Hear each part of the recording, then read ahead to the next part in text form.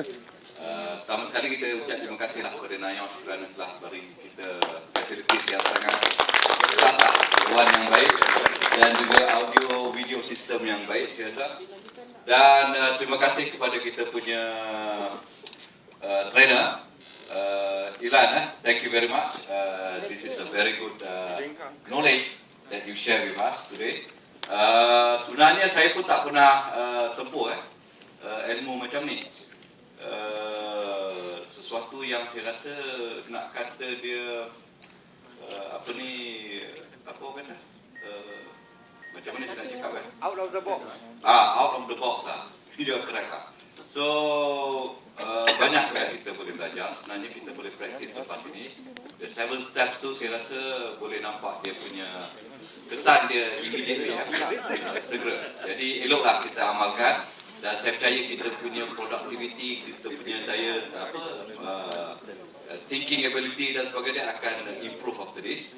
So thank you very much Ilan for all the knowledge that you share with us today. Tapi ingat this is apa kata tadi? License Jangan share, jangan ajar orang lain. Kita tak ada license semua tu. Tapi untuk kita punya first circle tu boleh kita ajar pada anak-anak kita, pada ibu kita dan sebagainya. Dan juga Ilan juga bagi kita tips-tips yang mengenai cara pemakanan yang sihat dan yang baik. Saya rasa elok kita amalkan.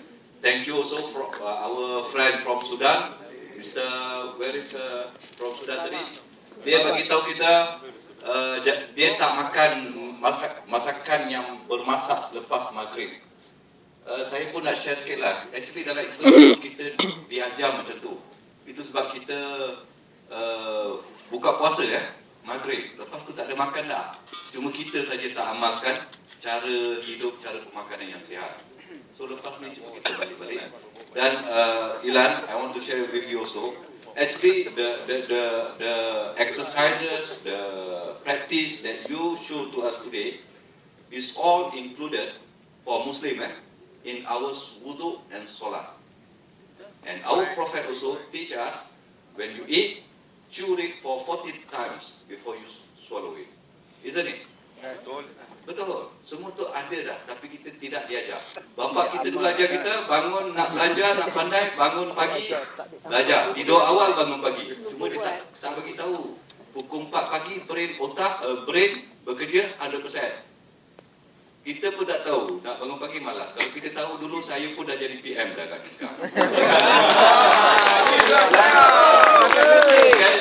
So that's all. Thank you very much, friends, and also special thanks to you. Thank you.